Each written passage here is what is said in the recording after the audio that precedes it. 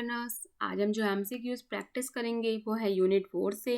And जो topic हम cover कर रहे हैं वो है stress management, organisational culture, change and organisational development.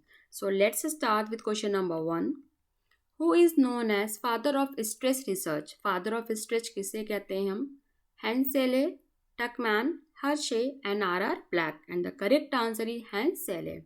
Next, dash refer to set of techniques and programs which help the individuals in minimizing the effect of stress। वो technique जो individuals को help करती कि वो अपना स्ट्रेस रिड्यूस कर सके उसे हम क्या कहते हैं? Stress management, conflict management, team management and none of the above. And the correct answer is stress management. Next, which of the following causes stress? कौन से फैक्टर्स स्ट्रेस कॉज करते हैं? Organisational policies, social changes, life and career changes, all of these। and the correct answer is all of these। ये सारे ही factor major role play करते हैं stress को कॉज करने में। Next, life, career, personality and role characteristic comes under which stressor? ये तीनों फैक्टर कौन से स्ट्रेसर में आते हैं? स्ट्रेसर्स वो होते हैं जो स्ट्रेस कॉज करते हैं इंडिविजुअल, ऑर्गेनाइजेशनल, ग्रुप या एक्स्ट्रा ऑर्गेनाइजेशनल। तो ये जो सारे फैक्टर्स होते हैं ये इंडिविजुअल लेवल पे हमें स्ट्रेस देते हैं, तो इन्हें हम कहते हैं individual stressor. Next, social support, conflict and group cohesiveness comes under which stressor? ये तीनों किसके अंडर आते हैं? इंडिविजुअल, ऑर्गेनाइजेशनल, ग्रुप या एक्स्ट्रा ऑर्गेनाइजेशनल। तो सोशल सपोर्ट, कॉन्फ्लिक्ट और ग्रुप का नाम आ रहा था, ये सारे स्ट्रेसर हमारे कौन से हुए? ग्रुप के स्ट्रेसर्स हुए।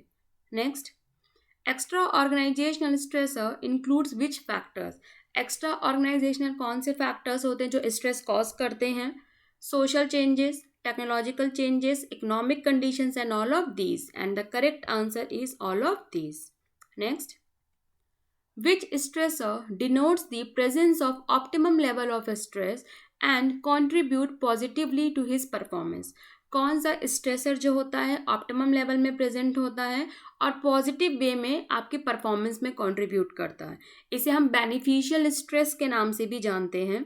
Eustress, distress, episodic and chronic. And the correct answer is eustress stress. Next, anxiety, anger, depression, tension are the example of dash consequences of stress। कौन से स्ट्रेस का रिजल्ट हैं ये सारी चीज़ें? Behavioural, psychological, physical and all of these. And the correct answer is psychological stress. Next, which stressor denotes the high level of stress and affects job performance adversely and creates many problems? कौन सा जो stress होता है high level में present होता है, आपकी job की परफॉर्मेंस को अफेक्ट करता है और भी बहुत सारी प्रॉब्लम्स को कॉज करता है? इसे हम बैड स्ट्रेस के नाम से भी जानते हैं। Eustress, distress, beneficial stress and none of the above. And the correct answer is distress. तो डिस्ट्रेस होता है हमारा बैड स्ट्रेस और यूस्ट्रेस होता है हमारा गुड स्ट्रेस या beneficial stress. Next, which stress is known as short term stress? It appears suddenly and then disappears quickly। कौन सा स्ट्रेस है जो शॉर्ट टर्म में होता है? appear तुरंत आता है और थोड़े टाइम बाद अपने आप चला जाता है। acute stress, episodic stress, chronic stress and all of these। and the correct answer is acute stress। ये बहुत शॉर्ट टाइम पीरियड के लिए होता है। Next, when an individual gets frequent attack of acute stress then it is known as which type of stress? जब acute stress, जो short time period का जो stress होता है, जब वो बहुत frequently आपको होने लगे तो उसे हम कौन सा stress कहते हैं? chronic, episodic, acute या biological stress। and the correct answer is episodic stress। next, when an individual suffers from long-term stressful situation that have no resolution in sight, it is known as dash stress। जब एक individual बहुत लंबे time से किसी stressful situation से fight कर रहा होता है और उसका कोई सोल्यूशन नहीं निकल रहा होता है तो वो स्ट्रेस कौन सा होता है? Acute, chronic, episodic and all of these. And the correct answer is chronic stress. Chronic stress हमारा लॉन्ग टर्म स्ट्रेस होता है, एक्यूट शॉर्ट टर्म होता है, और जब एक्यूट स्ट्रेस बहुत फ्रिक्वेंटली आने लगता है, आप फील करने लगते हैं, तो वो एपिसोडिक होता है। Next, overeating, undereating, increased smoking are the result of which consequences of stress? ये सारी चीज़ें जब हम शो करते हैं, हम ओवर ईट करते हैं, हम अंडर ईट करते हैं, स्मोकिंग इंक्रीज कर देते हैं, तो ये कौन से स्ट्रेस का रिजल्ट है? ये सारी चीज़ें physical problem, psychological problems, behavioural problems and all of these, and the correct answer is behavioural problems. Next, when a person breaks down physically and emotionally due to continuous overwork over a long period of time, it is known as.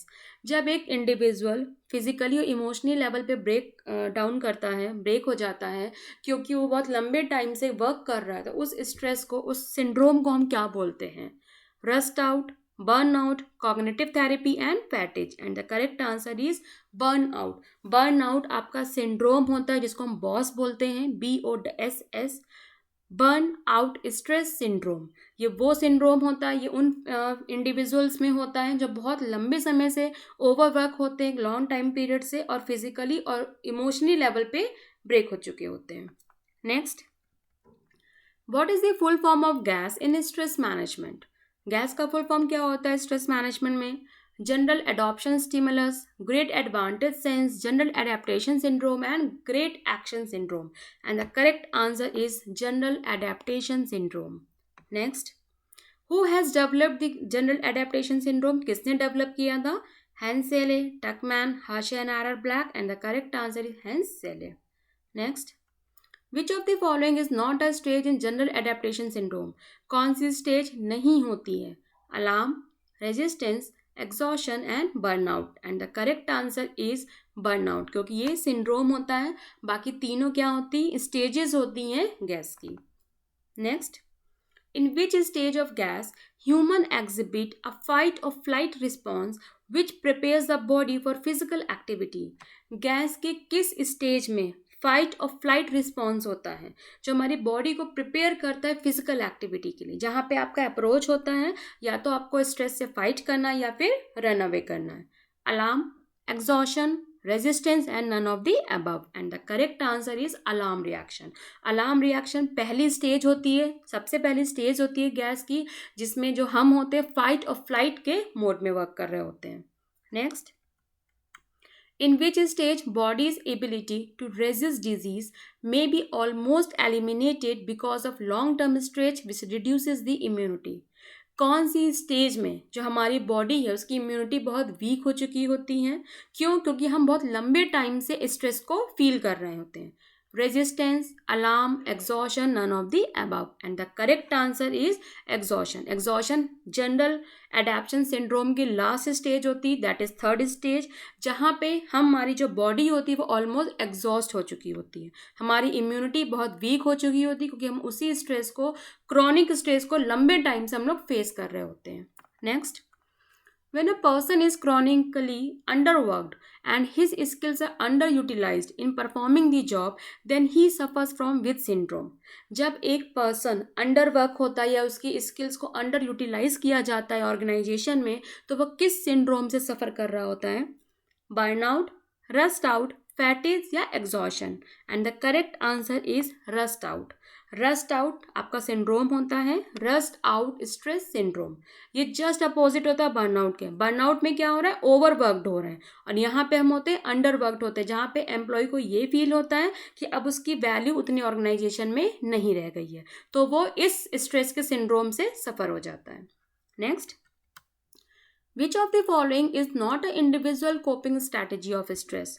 कौन सी strategy नहीं होती है individual level पे stress से cope up करने के लिए?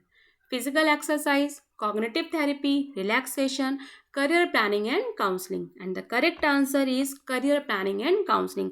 बाकी तीनों जो आप यहाँ पे स्ट्रैटेजीज लिखी हैं ये हेल्प करती हैं इंडिविजुअल लेवल पे कि आप स्ट्रेस से उबर सकें, बाहर आ सकें. Next, in which strategy of stress coping a person may attend to less pressure inducing type or routine work during the last 30 to 60 minutes of work time?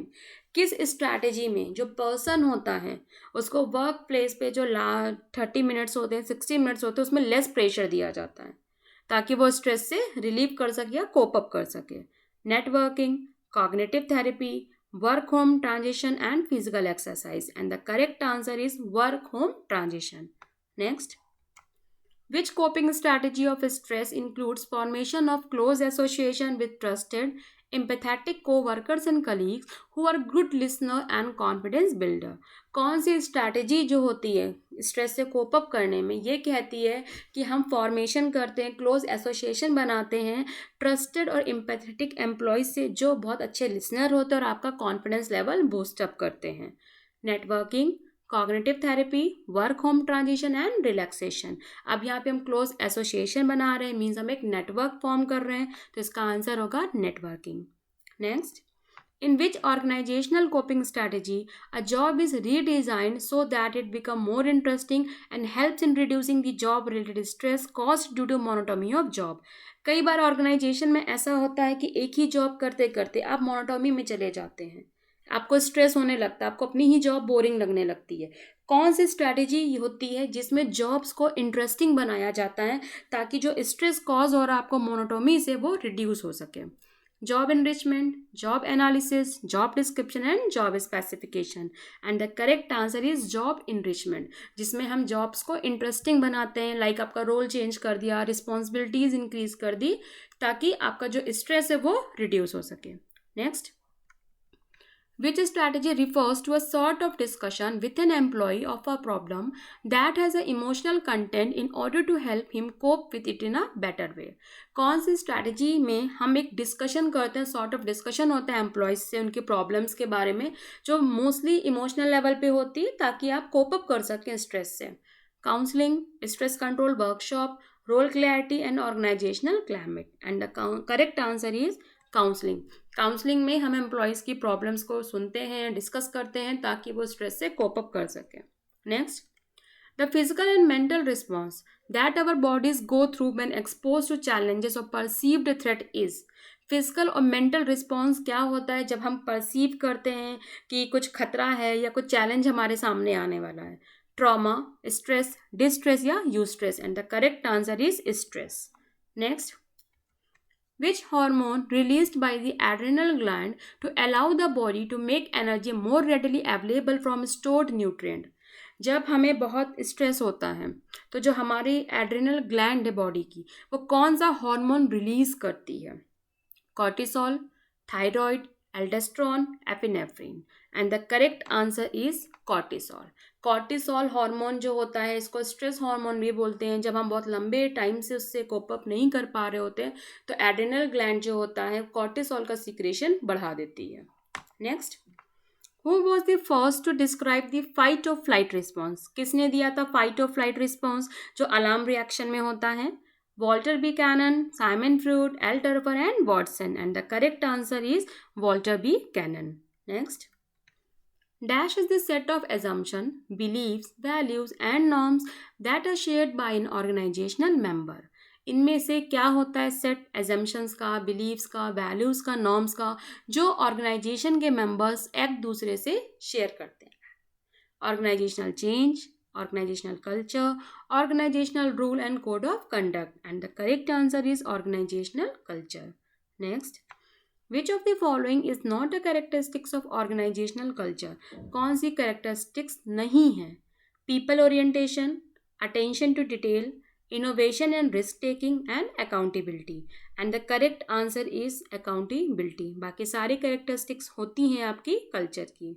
Next, dash refers to the adaptive process that takes place as new employee attempt to learn and inculcate value and norms that are a part of organizational culture। ये एक adaptive process होता है जिसमें जो new employees होते हैं वो organisational के कल्चर को लर्न करते हैं। Socialisation, encounter, metamorphosis and training. And the correct answer is socialisation. Socialisation आपका प्रोसेस होता है पूरा। Next, select the current sequence of socialisation process. जो सोशलाइजेशन का प्रोसेस है उसका करेंट सीक्वेंस क्या है? उसमें बेसिकली 3 स्टेजेस होती हैं। Pre arrival, Metamorphosis and encounter, encounter, pre arrival and Metamorphosis, pre arrival, encounter and Metamorphosis, Metamorphosis, encounter and pre arrival. And the correct answer is pre arrival. सबसे पहले pre arrival होता है, then encounter होता है, then Metamorphosis होता है। Next, which stage clearly recognizes that each individual arrives at set of values, attitudes and expectations। कौन सी स्टेज ये कहती है कि जो इंडिविजुअल होते हैं वो अराइव कर जाते हैं एक पर्टिकुलर वैल्यूज, एटीट्यूड, एक्सपेक्टेशंस के सेट पे? Pre arrival, encounter, metamorphosis and none of the above, and the correct answer is metamorphosis. Next, dash are the visible symbols of the culture. visible symbols कौन से होते हैं culture के?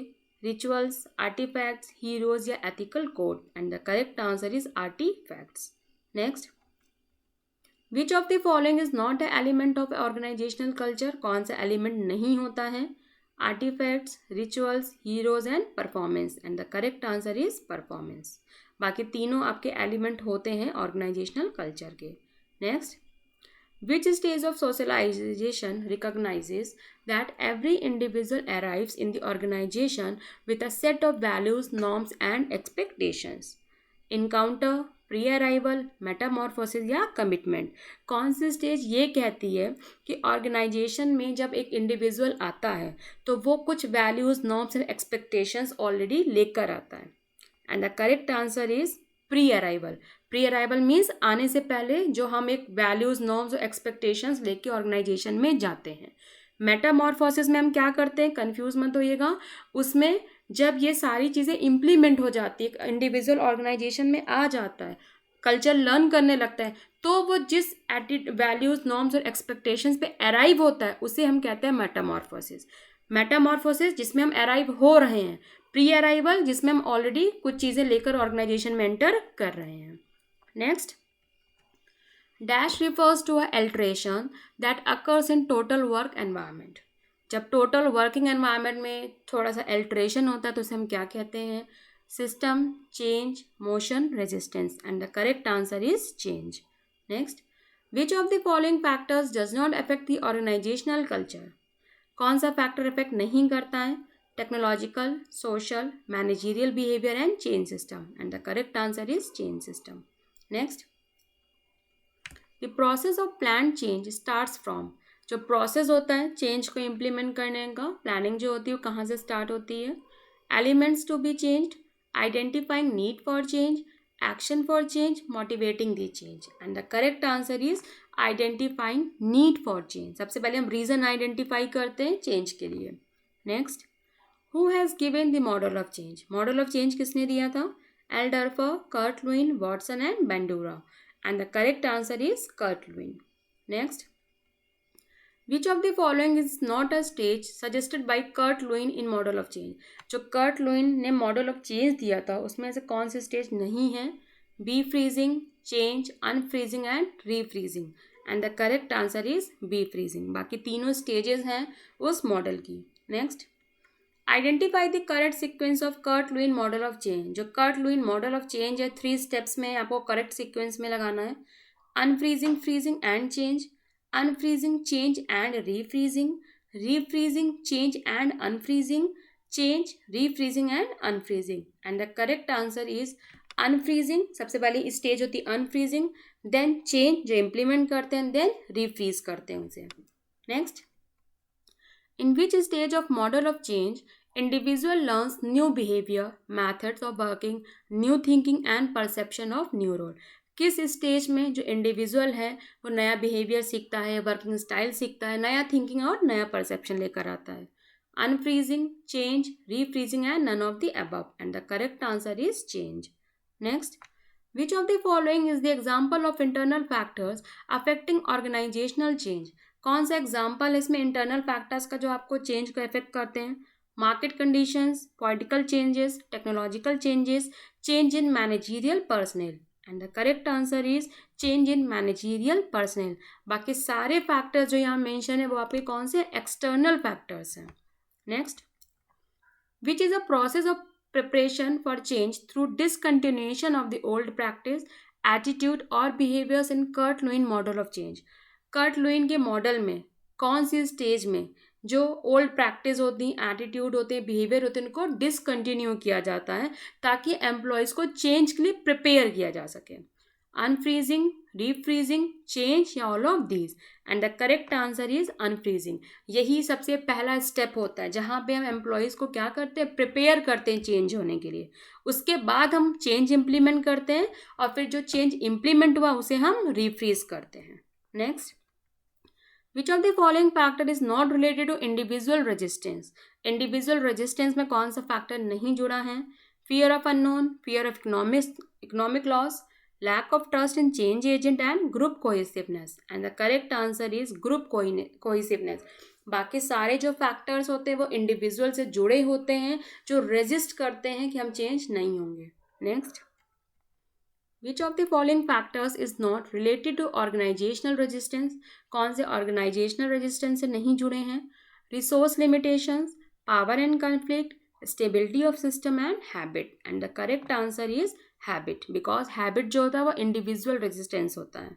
Next, when individuals are lacking in confidence that they are not able to adjust with change, which tactic will be used by managers to overcome with this issue? जब एक individual confidence lack कर रहा होता है कि वो जो change होने वाला है उसके साथ एडजस्ट कर पाएगा कि नहीं कर पाएगा, तो इस सिचुएशन में जो मैनेजर्स होते हैं कौन सी स्ट्रैटेजी लगाते हैं कि उसको हम इस इशू को हम रिजॉल्व कर सकें? Participation, felicitation and support, negotiation and manipulation, and the correct answer is felicitation and support. ये हमारी टेक्निक्स हैं सारी कि हम कैसे ओवरकम करेंगे रेजिस्टेंस को. Next, are responsible for bringing the desired change in the organisation? कौन रिस्पॉन्सिबल होता है कि ऑर्गेनाइजेशन में डिज़ायर्ड चेंजेस लेकर आए? Managers, leaders, change agent and monitors, and the correct answer is change agent. Next, which technique is used by change agent to deal with resistance by involving individuals in decision making process?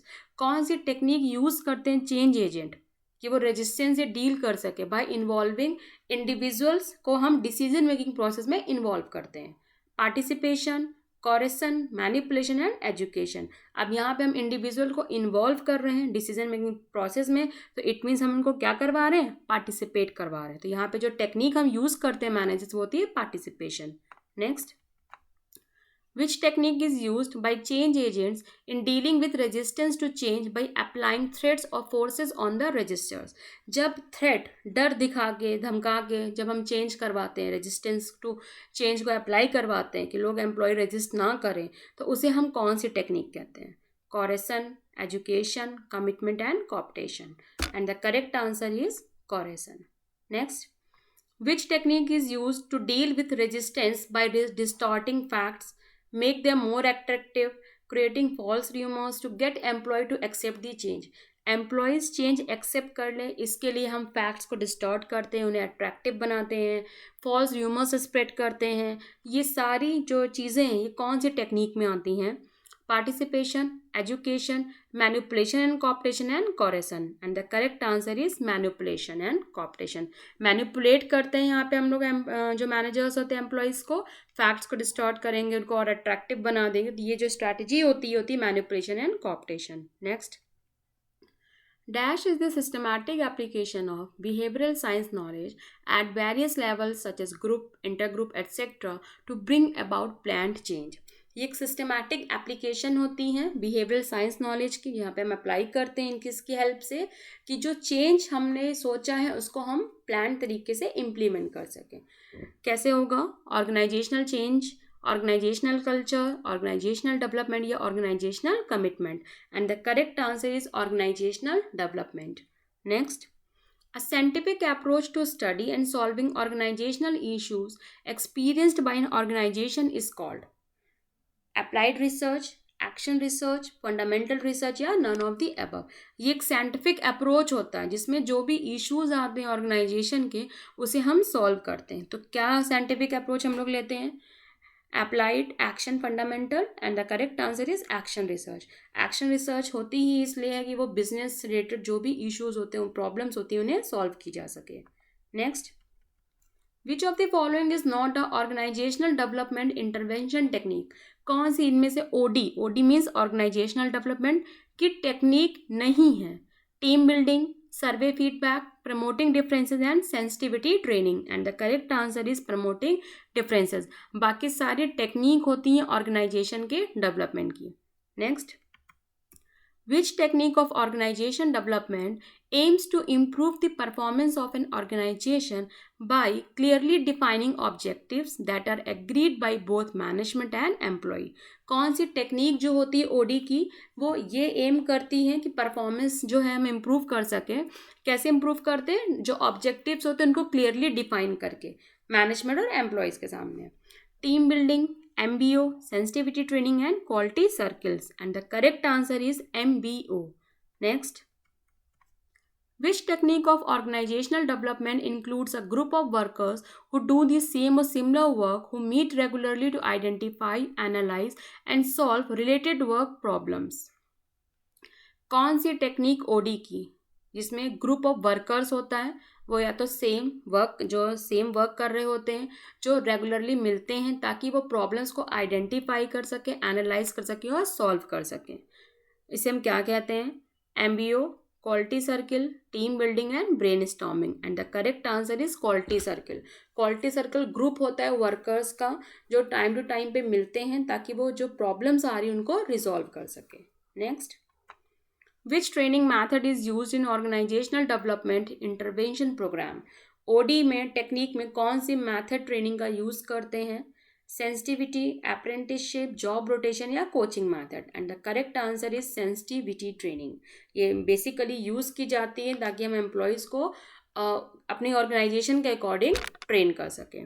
Next, which technique of OD attempts to improve effectiveness of a team in an organizational setting? OD की कौन सी technique team की effectiveness को improve करती है? Brainstorming, MBO, team building या education. And the correct answer is team building. Next, what is the full form of MBO? MBO का full form क्या होता है? Management by objective, management by option, manager by opinion, none of these. And the correct answer is management by objective. and जो ये concept है ये जो Peter F Drucker ने दिया था MBO का. next, which method of OD involves data collection, feedback and follow up? कौन सी टेक्निक में हम डेटा कलेक्ट करते हैं, फीडबैक लेते हैं और फॉलो अप करते हैं? Team building, group development, survey या consultation. And the correct answer is survey method. Survey method में डेटा कलेक्शन होता है, बायो क्वेश्चनर, फीडबैक और फॉलो अप होता है. Next, sensitivity training is also known as. Sensitivity training को हम और किस नाम से जानते हैं? Z group, T group, A group या C group. And the correct answer is T group. यहाँ पे जो टी है वो स्टैंड्स करता है ट्रेनिंग के लिए. तो इतने MCQs हमने डिस्कस किए हैं यूनिट 4 से. प्रैक्टिस करिए एंड नेक्स्ट वीडियो में हम डिस्कस करेंगे लीडरशिप एंड कम्युनिकेशन के MCQs. Thank you.